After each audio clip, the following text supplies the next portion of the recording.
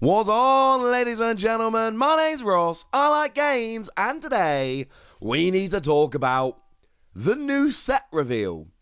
Yeah, you see, it turns out, ladies and gentlemen, that actually the new set has gone and been revealed for Digimon. I don't know what you're thinking. Well, hang on a second, Wassy. BT8 has just come out in Japan. We are leading up to the release of EX2, and there are lots of reveals. We're covering them on an almost daily basis at the moment. And that's going to be coming out before the end of the year. Christmas Eve is actually when that is scheduled to be released. Isn't it a bit early for another set to be revealed? Well, I don't know. Maybe. Doesn't really matter, honestly, ladies and gentlemen. It's not up to me or you. It's up to Bandai and BT9. Oh, it's coming, ladies and gentlemen.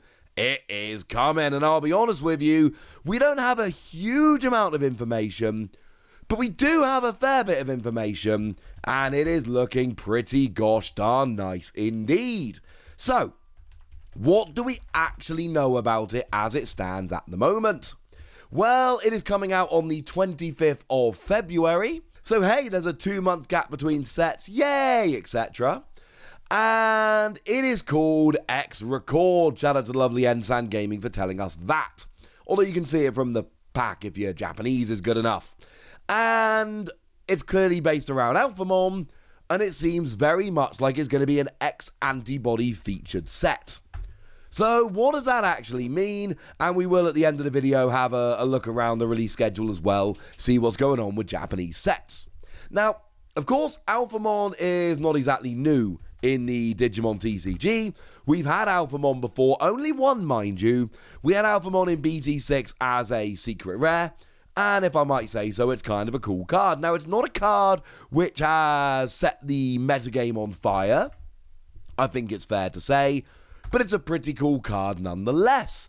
It's a security card. At the end of the battle, you add this card to your hand, and then if a Digimon with Royal Knight or X Antibody and its type is in play, up to 12 of your opponent's Digimon can neither attack nor block until the end of their next turn, which means unless they've got the world's best setup, it essentially stops your opponent's Digimon from doing anything, which sounds pretty good to me.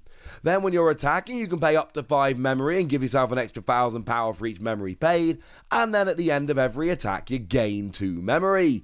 And incidentally, that's not limited to once per turn, so if you can make yourself active multiple times and keep attacking, you can keep gaining memory, which is a little bit cheeky, honestly, and I'm kind of into it. But in BT7 and BT8, we started really taking off with X Antibody, and we've ended up in a situation where we've got like a legitimate X Antibody deck. So any translated proxies I should mention are from the lovely folks at DigimonCard.dev. So you've got Yuji Musha. When your Digimon with X Antibody and its type moves from the breeding area to the battle area, you gain a memory and draw a card. And when your black Digimon with X Antibody and its type attacks, you can suspend this tamer to add a card with X Antibody and its type from your hand under that Digimon as a bottom Digivolution card. Or we've got the impossible to pronounce option card that triggers D-Digivolve 1 on one of your opponent's Digimon, and then you may place a card with X Antibody in its type to the bottom of one of your black Digimon with X Antibody in its type to delete one of your opponent's Digimon with a play cost of 4 or less. And we end up in this situation where basically what we're doing is just putting extra evolution sources with X Antibody under our Digimon. Because we've got stuff like Hisayamon, which can give you Reboot, Ginryumon, which can give you Blocker, Ryudamon, which can give you Decoy Black, Dorugraemon, which can give you Security Attack +1, Dorugamon, which can give you an extra 1,000 power, or Doramon, which every time you place a card under it as a Digivolution card, gains you a memory. So basically what we've got here is just a whole bunch of ways to stack X Antibody cards under our X Antibody cards and really be building up all of these different inheritable skills, which is really kind of awesome. We've also got, Kyokomon, the Digitama, and when an effect places a Digivolution card under this Digimon, it gains 1,000 power. So we've got that coming in here as well. And basically, we're building up this nice kind of deck, and it certainly seems, although obviously we don't know, we've just seen the initial advert, but it certainly seems like we are getting extra support in BT9. Now, are they going to continue? Now, remember, we've had BT7 and BT8. EX2 is a special themed set. It doesn't really count. We take that out of the regular order. But we've had 2 sets in a row now that have brought in, frankly, pretty good support for Antibody decks. So it is absolutely possible here that we will be seeing the same thing in BT9, maybe even taken a little bit further, given that that really does seem to be what the set is themed after. Now, what we see here is the only other piece of information we've actually got is that it contains 112 cards, which honestly is pretty standard. We've seen this before. For instance, BT5 contained 112 cards, and what we had was 44 common, 30 uncommon, 26 rares, 10 super rares, and 2 secret rares. As a fun little side note, BT6 did actually have 113 cards. It had an extra super rare. It mixed things up a little bit. But 112, we've got into a nice little thing with Digimon. Again, not including the EX sets, they're different. But with the BT sets, BT1 to 9, we've fallen into a nice little groove here where we have 112 cards per set, and they all have the same ratio coming in. So we know there's going to be 10 super rare and 2 secret rares and all of that, which is really rather lovely. What those secret rares and super rares are going to end up being, oh man, I wish I could tell you. That'd be cool, wouldn't it? Be awesome if I could tell you. Fact of the matter is, unfortunately, I can't. We'll have to wait and see. I feel fairly confident one of the secret rares is going to be an Alphamon. That seems fairly sensible. But unfortunately, that is the absolute best I can tell you. We're going to have to wait and see. Which is really sad because I kind of want to know now. So what does that do to the release schedule over in Japan? Where do we sit? Well, on November the 26th, so we had a couple of weeks ago at this stage pretty much, we saw the release of BT8.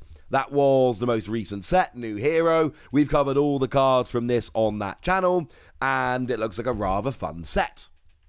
We then see on Christmas Eve, on December the 24th, we are going to be getting EX02. Cool. But again, that's EX. That is a different set. And then on February the 25th, we get BT9. And actually, we've got a real pattern here. Because if we take out the EX sets for a moment, we had BT5 in February, end of. 3 months later, we got BT6 at the end of May. 3 months later, we got BT7 at the end of August. 3 months later, we got BT8 at the end of November. And 3 months later, we're getting BT9 at the end of February. What Digimon and Bandai are doing over in Japan is actually giving us a really tight, reliable, predictable schedule. Again, take out the EX sets, we'll add them in a moment. The regular sets, the BT sets, they are coming out one every 3 months. End of the month in February, May, August, and November. And as a fun little side note, for those of you that don't know, I'm a massive Pokemon TCG fan. My main channel, PTCG Radio, is all about the Pokemon TCG. And that actually happens to be the exact cadence of English Pokemon TCG releases. It's definitely a coincidence. But I do find it kind of interesting that the same month that gives us English Pokemon releases will give us Japanese Digimon releases. And at this stage, we can start to make some fairly sensible predictions. Like, is there anybody out there that does not think the BT10 is coming out at the end of May? Because honestly, that seems like a pretty, guaranteed thing at this stage. And people think the sets are coming out too fast, or we're going to remain a little bit behind Japan, so we're going to get one main set every 3 months. Now, of course, we can't just ignore the EX sets forever, and the EX sets do make things a little more... Well, it basically means 2 in 3 months rather than 1 in 3 months. So, for instance, we ended up with EX1 in July, but then we got EX2 in December, so they're actually a little bit further apart. Now, there's not really enough of a pattern here, but there were 5 months between EX1 and EX2.